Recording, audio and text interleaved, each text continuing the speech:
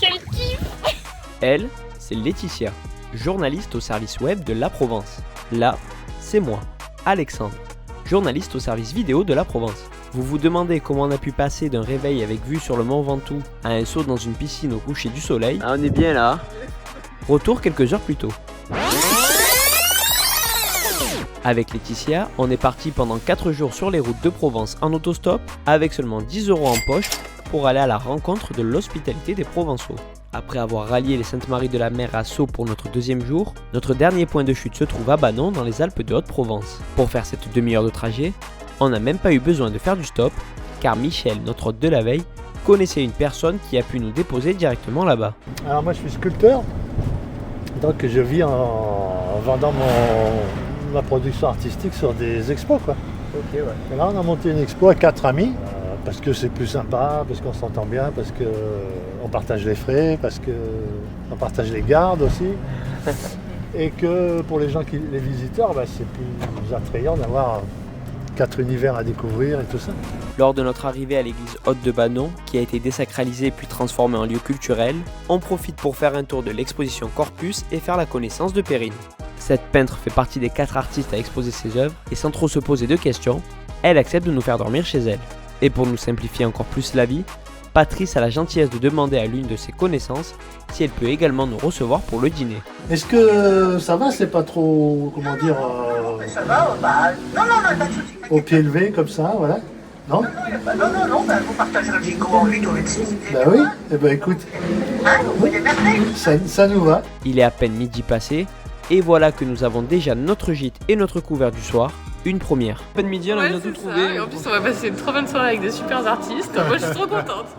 À Banon, la générosité des personnes que l'on va rencontrer va continuer de battre son plein toute la journée, la preuve dans une boulangerie où l'on s'arrête pour manger un bout. Qu'est-ce qui vient de se passer là, Laetitia? Ah oui, en gros, il n'y avait plus de baguettes. Du coup, il restait plus que ce pain à genre 2,50 €. Du coup, j'ai dit au monsieur, mais c'est un peu hors de notre budget, parce que vu qu'on rationne, vu qu'on a que 5 € chacun pour les 4 jours.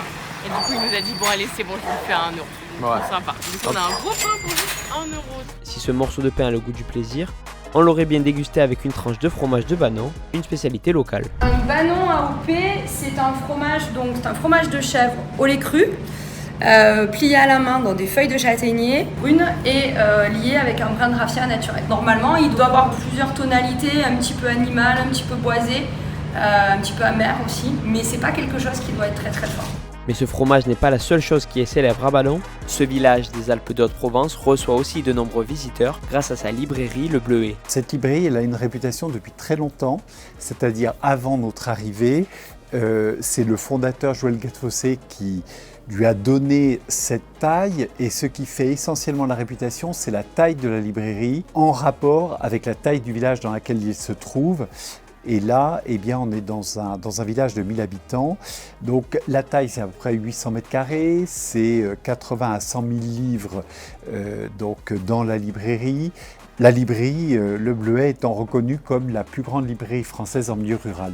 Après l'interview, on repasse à la fromagerie de Banon chercher un fromage offert par la maison pour l'offrir à nos hôtes. Ensuite, on prend la route direction Revet-des-Brousses pour un repas dans un cadre incroyable chez Claudine et Eric, un couple d'anciens galeristes. Avant de manger, Laetitia prend même le temps de s'offrir un moment suspendu dans la piscine. Je m'en fais pas mal pour le dernier soir. Franchement, on se régale. On est bien pour le dernier soir. Ah ouais, parfait. grave. Après ce plongeon, c'est donc relaxé qu'on profite du délicieux gigot de cette heure et de la soirée entourée d'artistes. Et une fois la nuit tombée, on rentre chez Perrine à Simiane-la-Rotonde pour dormir une dernière fois loin de nos lits respectifs et reprendre des forces, car le lendemain c'est une ultime journée d'autostop qui nous attend pour rentrer à Marseille.